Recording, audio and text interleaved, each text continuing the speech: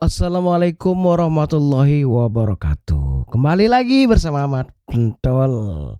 Oke, bagaimana perkembangan tentang polemik ijazah Pak Jokowi ini? Dan kita lihat dari di berbagai media ya, yang bakal kita reaction sekarang ini ada sesuatu yang mana perlu kita lihat dan kita cerna kembali. Ini masalah tentang Pak wisudanya Roy Suryo ya, yang oleh Bang Bill dikorek-korek ya gitu ya. Oke. Nah, di sini ada wisuda tahun 2024, ujiannya tahun 2026. Gimana nih maksudnya gimana? Kita lihat aja dulu ya langsung ya. Oke, let's go. Kemudian ujian terbuka dan wisuda itu semua ada. Pada saatnya saya akan tunjukkan semua bukti foto-fotonya. Saya mengikuti ujian akhir atau ujian terbuka itu pada tanggal 23 Februari. Maaf, 23 Januari tahun 2026. Tahun 2026. Oh, ujiannya tahun 2026. 23 Januari tahun 2026. Iya, nggak salah dengar kan? Aku berarti ujiannya barusan. Ya oke. Ya. Kemudian saya mengikuti wisuda, ya, itu pada awal Maret tahun 2024 di SICC. Kemudian saya mengikuti wisuda, ya, itu pada awal Maret tahun 2024. Awal Maret tahun 2024. Wisuda, artinya wisuda dulu nih, baru ujiannya menyusul belakangan. Gitu. Bentar. Kenapa? Ini mungkin apa kesalahan dari Pak Roy Suryo gimana atau sudah mulai di ini ya sekarang biar tahu nih mungkin ya. Kita biar tahu bagaimana Pak Roy Suryo ini merasakan caranya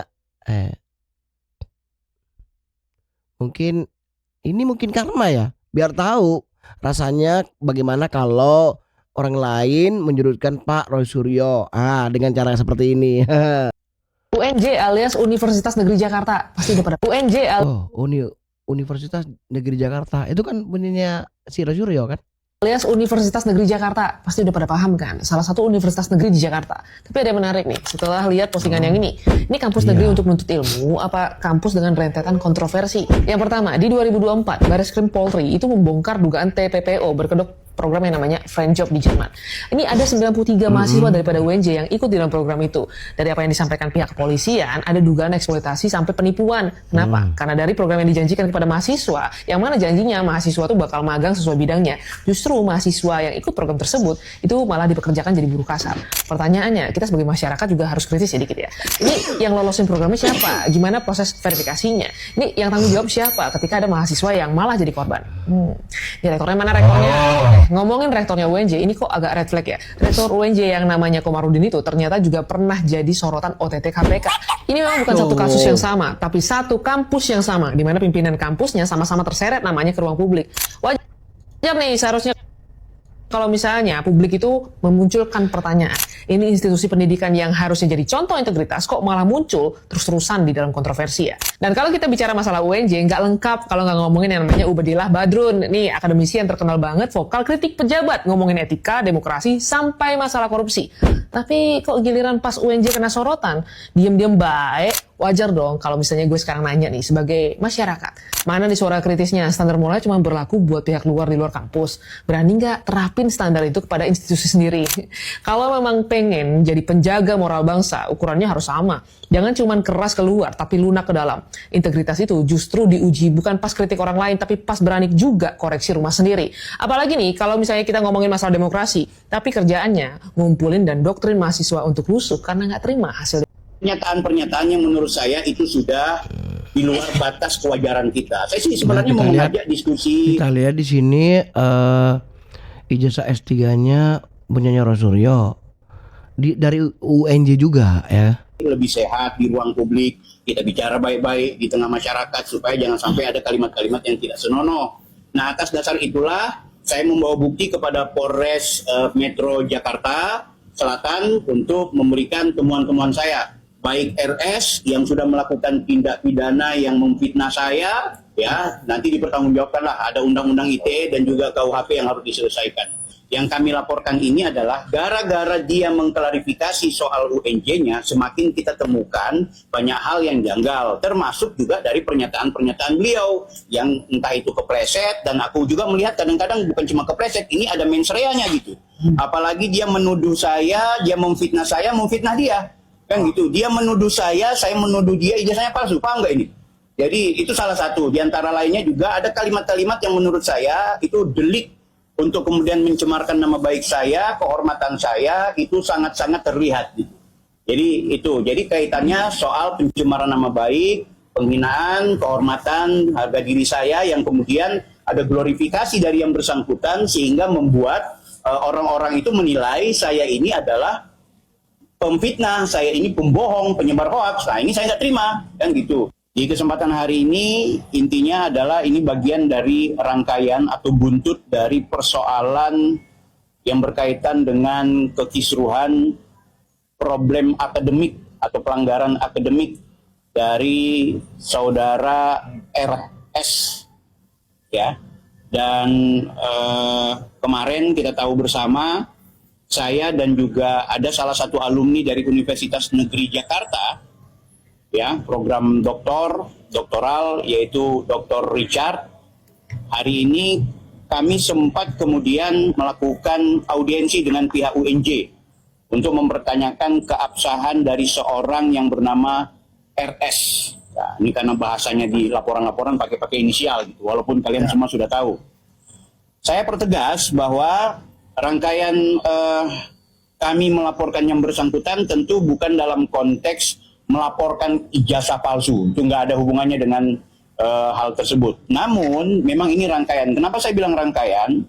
Karena sejujurnya pasca saudara RS melakukan pertemuan dengan pihak kampus UNJ, tiba-tiba saja beliau memperlihatkan sudah memiliki dokumen ijazah asli dan juga mendapatkan amanah dari pihak kampus UNJ sebagai ya dalam tanda kutip juru bicara, jadi humas dari UNJ untuk mengklarifikasi terkait beliau punya urusan program doktor. Nah, secara kebetulan saya berkomunikasi dengan salah satu alumni dari program S3 yang bersangkutan, itu menemukan ternyata bukan S3-nya itu bukan ijazah yang dia perlihatkan, ternyata yang dia perlihatkan cuma SKL. Tapi sekali lagi kita tidak bermaksud mau bilang bahwa yang bersangkutan pemilik ijazah palsu atau bukan doktor, tidak. Tapi kita mau mencocokkan karena yang bersangkutan ketika konferensi pers bicara soal ijazahnya Pak Jokowi, ya kan? Ya, jadi konteksnya seharusnya kalau Anda perlihatkan ini ijazah S1, ini ijazah S2, ya S3-nya harus ijazah juga. Tapi ternyata yang diperlihatkan adalah SKL, surat keterangan lulus. Rasa penasaran ini kita lakukan penelusuran dan saya mendapat salah seorang narasumber alumni dari UNJ yang kemudian mengatakan sebenarnya yang bersangkutan ini ada masalah dalam konteks akademik, ya. Apa masalahnya di akademik? Yang ini harus saya klarifikasi. Ketika kemudian kami menemukan yang bersangkutan adalah seorang terpidana pada tahun 2022 yang inkrahnya di 2023, dia sebenarnya melanggar peraturan nomor 13, peraturan rektor nomor 13 tahun 2020. Iya. Yang sebelumnya peraturan rektor itu tahun 2018. Yang berkaitan tentang status mahasiswa. Ingat ya, status mahasiswa. Bukan pencabutan gelar. Yang saya gugat atau saya pertanyakan hari ini kepada pihak UNJ kemarin adalah kenapa orang ini melanggar aturan rektor nomor 13 tahun 2020, itu kalau nggak salah pasal 14 atau pasal 15, di mana bunyi dari pasal itu, ya, mahasiswa UNJ dinyatakan gugur apabila kemudian ditemukan sebagai pelaku tindak pidana yang berkekuatan hukum tetap dari lembaga peradilan. Tidak dibilang tindak pidana luar biasa, tidak dibilang tindak pidana kecil. Pokoknya kalau sudah terpidana, intinya yang bersangkutan harus GO, harus gugur, ya. Bukan kita minta ini Anda melakukan pelanggaran dan lain sebagainya harus dicabut. Enggak. Kita pun mengajak orang untuk petisi online, ayo kita dukung UNJ, mendesak UNJ agar mencabut gelar. Itu bukan, ya, itu bukan dalam konteks ketika kita belum bertemu UNJ. Justru rekomendasi untuk kita cabut itu kita merekomendasikan kepada UNJ setelah kita pertemuan dengan pihak kampus, di mana ada pimpinan kampus yang mengatakan bahwa ini akan kita evaluasi bila mungkin, dan bukan bila mungkin, mereka juga memastikan iya benar ini jelas-jelas dia harusnya kena pelanggaran ini, kan gitu, ada rekamannya gitu kan. Nah ini yang menurut kami menarik, artinya ketika ternyata UNJ sendiri mengakui ada problem, ya, ada kelalaian, bahkan kalau saya mau tegaskan, ada kelalaian sehingga meluluskan orang yang seharusnya DO, maka dengan ini kami begitu rasa percaya diri mengundang publik. Ayo publik kita desak UNJ, bila mana kemudian mereka punya temuan dan itu temuan itu benar, yang bersangkutan adalah mahasiswa yang seharusnya DO tapi tidak di DO justru mendapatkan gelar doktor, maka bukan tidak mungkin direkomendasikan untuk lakukan pencabutan. Kami mengajukan pra peradilan yang kedua ya pada hari. Gimana Bang Roy? Sampai mati. Aduh Bang, sampaikan kepada teman-teman pendukung Anda kalau yang memperlama itu ente gitu kan. Pendukung ente kan bilang ini proses ngurusin ijazah saja lama bener sih. Lah yang pingin lama sekali kan Rosuryo, Tifa. Kita mah pendukung Pak Jokowi dan pengacara Pak Jokowi dan Pak Jokowi sendiri kepingin secepatnya masalah ini selesai. Pengen secepatnya nama baik Pak Jokowi itu pulih oleh tuduhan-tuduhan dan fitnahan Rosuryo dan kawan-kawan serta pendukungnya gitu. Betul. Tapi siapa yang kepingin lama? Siapa yang memperlama? Ada 700 bukti akan saya teliti sedetail-detailnya. Sehari satu saksi, jadi ada 700 hari. Kalau bisa 2 hari. Siapa yang mau kayak gitu? Jadi kita sih hanya mengikuti gaya kalian saja. Kalian bermain-main dengan hukum, kalian akan kena batunya jika berproses dengan hukum. Kalau kita hanya menimpali kalian saja, kita hanya mengikuti gaya kalian seperti apa sih. Bagi kami secepatnya, karena urusannya kayak gini kan urusan remeh-temeh, urusan gak penting. Tapi ketika kalian menghinakan orang, ketika kalian menuduhkan orang dan kalian memfitnah seseorang, itu harus dipulihkan nama baiknya. Dan ketika Anda bangga ketika memfitnah, itu pertanggungjawabannya di akhirat sana. Jadi Allah tidak tidur. Siapa yang bermain-main dengan hukum akan siap kena batunya. Kalau kami pendukung Pak Jokowi, kita hanya melihat fakta dan realita, bukan hanya narasi omong-omong. Apa ya? Kalau Anda ngerti hukum, gak usah bermain-main dengan hukum. Anda ngerti hukum, tapi Anda bermain-main dengan hukum. Anda memperalat hukum. Kan ini faktanya. Orang bermain-main dengan hukum, walaupun dia tahu dia salah, tapi dia sedemikian rupa melakukan orkestrasi. Gila ini orang, serius, stres ini orang. Sebegitunya yang mempermainkan hukum. Ini orang Indonesia loh korbannya. Ini masyarakat Indonesia loh korbannya. Saya hanya kasihan kepada pendukungnya. Pendukungnya yang katanya pinter ini tapi mudah dibodohi oleh Rosuryo. Saya heran saja sih. Herannya mereka bangga gitu loh. Bangga menyanjung Rosuryo dan bangga memaki Pak Jokowi. Apalagi menghina para pendukung Pak Jokowi. Tapi kami nggak ada urusan. Cuman kok ya ada orang kayak gitu. Tapi bener juga sih. Harus ada orang-orang seperti ini untuk menjadi contoh. Bahwa ini loh jangan ditiru. Kalau ada yang pendukungnya, ya pendukungnya ya tolong jangan ditiru gitu. Karena bahaya, sama-sama koplak ya gitu kan. Jadi kalau ditanya apa ya, ini lama sekali sih prosesnya. Rosuryo Pak yang memperlama, Tifa Pak yang memperlama, bukan Pak Jokowi. Kami pingin proses ini secepat-cepatnya selesai. Sedangkan kubu ente apa? Kalau bisa pra peradilan 2, 3, 4, 5, 6 sampai mati mungkin. Oke, itu aja. Terima kasih. Kami pendukung Pak Jokowi akan selalu ada di mana-mana walaupun Pak Jokowi tidak kemana-mana. Kalau ITE nggak ada urusan dengan fitnah. Karena tidak ada urusan dengan fitnah, maka urusan kita dengan pemilik dokumen. Inilah yang kami dalilkan dari sejak awal. Siapa pemilik dokumen? Dian Sandi, gitu loh. Ya. Nah, Dian Sandi itu nggak pernah ngelapor, nggak pernah keberatan.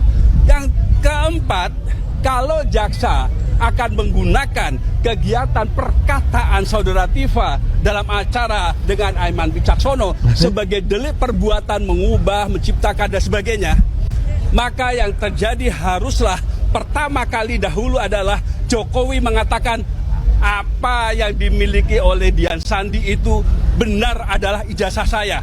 Dan saya keberatan dengan perbuatan saudara Tifa. Ini tidak pernah ada pengakuan oleh saudara Jokowi bahwa yang ditunjukkan oleh saudara Dian Sandi itu adalah miliknya. Benar seperti itulah dokumen saya, ijazah saya, nggak pernah ada itu. Mengapa sekarang tiba-tiba dia teriak-teriak, ya seolah-olah itu adalah miliknya. Kalau betul, ya dia nggak usah menunjukkan ijazahnya. Dia cukup mengatakan kepada pers, kepada kita semua, bahwa itu yang ditunjukkan saudara Dian Sandi milik saya. Saya Lah emang iya. Loh, gimana sih nih? Berarti ini orang nih nggak ini loh. Padahal kayak pernah kayak gitu kan, kalau Pak Jokowi bilang yang di-upload Dian Sandi itu ya emang ijazahnya beliau. Ini gimana sih? Mau menggiring opini ya? Udah jelas buktinya banyak di medsos. Video keluar penghinaan dan fitnahnya seperti ini. Emang masyarakat dianggap goblok ya, nggak bisa membedakan mana yang penghinaan mana yang kritik ya. Nah, lebih lagi ya kan. Ini kok jadinya malah ke Dian Sandi gitu kan. Terus yang kemarin bilang 99% bahkan 100% palsu itu siapa? Jokowi yang mana? Terus yang ke orang tuanya Pak Jokowi itu siapa? Dan untuk apa? Takut ya 15 tahun ha? Aduh, parah. Aku nggak tahu lagi nih mau bilang apa. Coba lihat di sini. Nah, ini yang paling penting. Dengan adanya bukti dan sah. Dan satu lagi yang penting, saya dititipi pesan oleh Universitas Negeri Jakarta, yaitu oleh Prof. Ari Sabtono. UNJ tidak akan menggelar konferensi pers atau menggelar statement resmi, tidak perlu. Beliau menyerahkan sudah Mas Roy saja. Duh, Mas Roy saja, percaya amat. Halo guys, selamat good pagi menjelang siang. Hari ini aku hadir lagi, bikin PT lagi, bikin konten lagi. Aku coba menanggapi komentar di atas ini ya. Komentarnya Bang Raduga, nah, ya kan, atau Bewok, ya kan. Dia berkomentar di PT saya kemarin. Katanya begini. Terus kenapa kata termulnya tanggal 9 Juli bakal hadir 1000% itu gimana bego? Baik Bang Raduga atau Bewok ya, yang tampan, yang ganteng, yang keren, tapi sayangnya bego.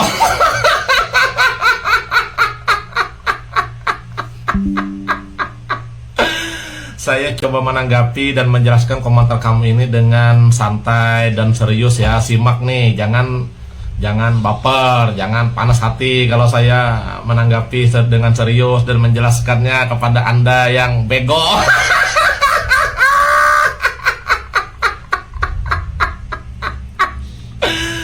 Jadi begini ya Mas Bewok ya. Itu kan kamu bilang, terus kenapa kata termolnya tanggal 9 Juli bakal hadir? Termol yang mana dulu nih? Termol banyak di negara Indonesia ini. Saya termol dan yang lain juga termol. Pokoknya di Indonesia ini siapa yang mendukung Bapak Jokowi, ya kan? Siapa yang pendukung Pak Prabowo dengan Gibran, terus siapa yang tidak mendukung Anies, itu pasti termol, ya kan? Dikatakan termol kan? Nah, yang jadi pertanyaannya termol yang mana dulu yang berjanji begitu? Bego. Kalau saya pribadi nggak ada ngomong tanggal 9 bakal hadir, itu nggak ada. Dan juga termol-termol lain juga nggak ada. Kuasa hukum Bapak Jokowi juga mengatakan nggak ada tanggal 9 harus hadir. Tapi kuasa hukum Bapak Jokowi dan Bapak Jokowi pun ada menyampaikan beliau akan hadir apabila diminta oleh pihak kejaksaan dan pihak hakim. Kan begitu. Nggak ada tanggal 9 harus hadir. Nggak ada. Bego.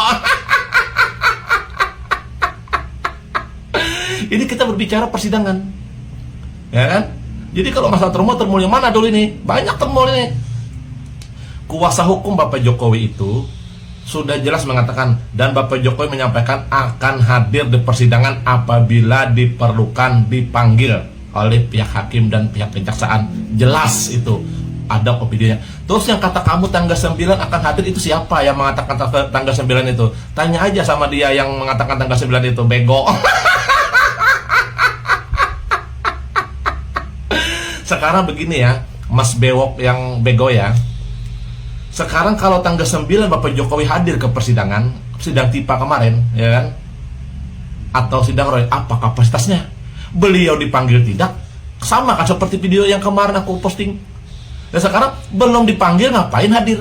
Masa apa persidangan masalah apa pembuktian juga belum, lah ngapain hadir tanggal 9? Bapak Jokowi itu ya, bewok yang bego ya, biar kamu tahu, Bapak Jokowi itu tidak seperti kelompok pendukung Anies dan pendukung Roy, yang dimana setiap ada kegiatan hadir bawa spanduk teriak-teriak. Tuh seperti pendukung Roy itu, ya kan? Walaupun tidak diundang oleh pihak kejaksaan, yang penting hadir. Yang monyong-monyong itu loh. Yang emak-emak itu loh, segala bapak-bapak yang biasa sering teriak-teriak di jalan bawa spanduk itu. Bapak Jokowi tidak seperti itu kelasnya. Jadi ngapain Bapak Jokowi menghadiri ke persidangan yang bukan persidangan beliau? Terus kamu mau menganggap Bapak Jokowi mangkir-mangkir di mana? Yang melaporkan itu Bapak Jokowi kok. Yang melaporkan TIPA, Roy dan teman-teman yang lain itu kan Bapak Jokowi. Bapak Jokowi itu melaporkan berdasarkan ada bukti beliau, ya kan? Dilaporkanlah agar kasus ini di persidangan. Lah sekarang kalau umpamanya Bapak Jokowi mangkir, ngapain Bapak Jokowi melaporkan? Kalau Bapak Jokowi mangkir, kan bego.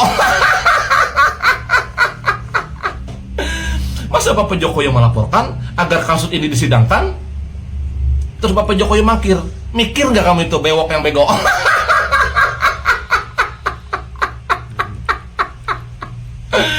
Kamu ini sebenarnya Mas Bewok di mana sih sekolahnya, pendidikannya? Kasihan deh, kamu tidak bisa mikir. Kamu bilang termo, omongan termo yang mana? Saya juga termo. Dan netizen lain juga, followerku juga banyak yang termo. Tapi siapa yang berjanji tanggal 9 Juli Bapak Jokowi 1000% hadir, siapa? Yang jelas yang sering berada itu Bapak Jokowi akan hadir di persidangan, tidak melalui Zoom. Ya kan, sudah jelas itu dinyatakan. Kalau pihak kejaksaan dan pihak hakim memanggil dan memerlukan, sudah jelas itu pernyataannya. Kok ngapain Bapak Jokowi mau disamakan seperti gerombolan pendukung Roy yang bego-bego itu, emak-emak segala bapak-bapak yang monyong-monyong yang biasa teriak-teriak bawa spanduk itu, bego kok kamu ini. Beda kelas bro, beda kelas lain. Nanti tunggu aja, nanti kalau sudah nanti ibaratkan tuh nanti sudah pembuktian, ya kan? Makanya kamu itu pesannya itu TIPA sama Roy, jangan terlalu banyak drama. Kalau memang mempunyai bukti, yakin mau membuktikan katanya ini ingin membongkar kebenaran demi rakyat, ayo di persidangan biar Bapak Jokowi hadir. Gitu, jangan ini malah minta kasusnya ditutup, dibatalkan, apa segalanya, kan takut. Paham nggak kamu bego? Kamu aja kalau seumpamanya tidak dipanggil, ngapain kamu datang? Kan begitu pada prinsipnya, apalagi ini masalah persidangan, masalah di jalur hukum. Ya kalau udah datang, kalau udah dipanggil, ngapain datang? Bego kamu ini. Saat dalam sidang berlagak bego dan tolol, giliran di luar sok pintar dan berani. Dan lain-lain, merusak dan ya, pasal 32 itu. Karena yang kami lakukan di situ adalah mendiskusikan. Barang itu ditemukan di Twitternya Dian Sandi, dan Twitter itu bisa diakses oleh siapa saja. Jadi itu bukan mengambil dari komputernya Dian Sandi, bukan mengambil dari komputernya Jokowi, gitu loh. Dan soal ijazah yang analog, ijazah yang fisik, kami semua tidak ada yang pernah melihat. Ya, yang pernah melihat itu hanya waktu digelar perkara khusus ya Pak ya, hanya digelar perkara khusus. Jadi saat saya diperiksa di BAP, dan saya yakin 100 orang saksi yang di BAP itu semuanya tidak pernah melihat ijazah asli Jokowi. Jadi sebenarnya ini perkara yang sangat-sangat aneh. Kenapa tiba-tiba ijazah asli Jokowi yang katanya analog itu yang disimpan di Polda Metro Jaya kok jadi barang digital? Saat dalam sidang baik, saya ada di Universitas Jakarta, ini kampus negeri milik negara. Saya baru saja masuk di Fakultas Pasca Sarjana di bagian ilmu manajemennya. di samping ada ilmu ekonomi, saya bertanya tentang status Roy Suryo. Apakah benar ia adalah alumni S3 UNJ?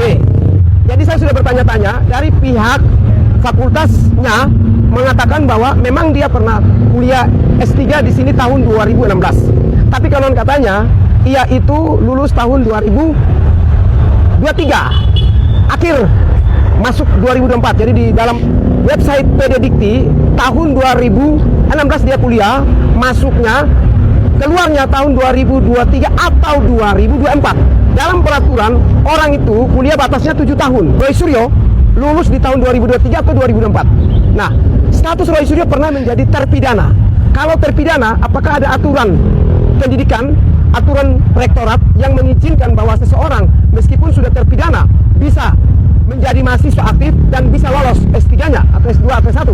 Jadi, saya menantang rektor UNJ, saya menantang Menteri Pendidikan untuk segera klarifikasi bahwa ada tidak aturan yang mengatur tentang seseorang yang sudah terpidana, terdakwa, terpidana yang dihukuman penjara bisa menyelesaikan S3-nya, bisa diluluskan dari kampus negeri. Jadi sampai hari ini saya belum mendengar pernyataan atau klarifikasi dari pihak kampus UNJ soal status Roy Suryo, dan ketika ia jadi terpidana statusnya seperti apa. Termasuk dari Menteri Pendidikan, sampai detik ini Menteri Pendidikan belum klarifikasi. Karena itu sebagai masyarakat sipil saya menantang Rektor UNJ, Menteri Pendidikan untuk segera secepatnya klarifikasi soal status Roy Suryo. Yes. Ia pernah terpidana kok Yes. diluluskan dari UNJ. Apakah Roy Suryo ini pahlawan? Apakah Roy Suryo ini istimewa sehingga diistimewakan dan bisa lolos, sementara masyarakat lain yang ketika sedang kuliah terkena terpidana kasus-kasus lain dikeluarkan dari universitas? Nah, saya ingin sekali Rektor UNJ dan Menteri Pendidikan segera klarifikasi ini. Apakah status orang terpidana bisa diluluskan dari universitas negeri? Saya tunggu menterinya klarifikasi, saya tunggu UNJ-nya klarifikasi. Berani nggak? Jangan-jangan mentalnya nggak ada, mentalnya nggak punya membela Roy Suryo. Karena itu ini perlu diketahui oleh publik bahwa inilah permainan-permainan yang perlu kita bongkar secara terang benderang. Pihak rektor dari Universitas UNJ dan Menteri Pendidikan klarifikasikan. Saya Fritz Alorboy menunggu klarifikasi karena tadi jawaban dari pihak fakultas yang dimana Roy Suryo tempat belajarnya memberikan jawaban yang tidak puas, karena katanya ada 1-2 administrasi yang perlu diselesaikan Roy Suryo. Entah administrasi apapun itu tidak bisa dijelaskan secara detail.